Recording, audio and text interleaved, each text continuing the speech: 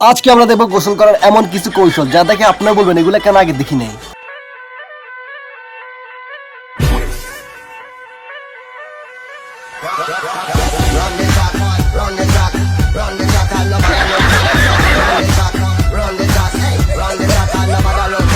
Condom পরে মানুষ sex করে আর এই শালা কন্ডম পরে গোসল করা শুরু করে দিল। একে বলা হয় বনভুল গোসল।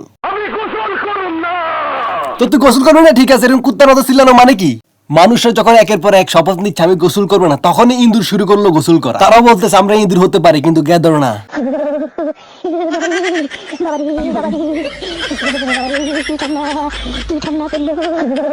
বিশ্বাস কর ভাই, তুই এই কৌশল আবিষ্কার করার ফলে কোটি কোটি মানুষ এখন গোসল করে শীতকালে।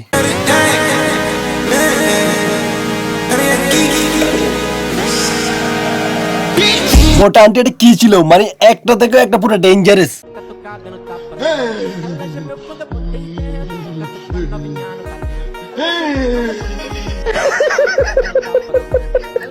আরে কালু থেকে সিদ্ধান্ত নেই গোসল করবি না, না মানে গোসল করার সময় এরকম করে কেউ? এই গোসল করবো না, না একবার করি, একবার না করবো না, দেবো ভালো, এই ঠান্ডা পানি গোসল করবো না, আরে গোসল করি একবার।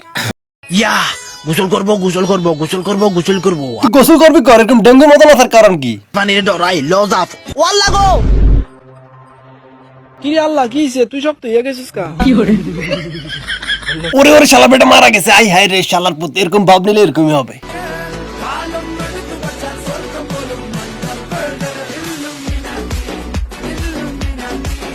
না টাইগার, তোমার কাছে আমরা এটা আশা করি না। তুমি একজন বাঘ মানুষ, তুমি কি ইঁদুরের মতো কাজ করা শুরু করে দিলে।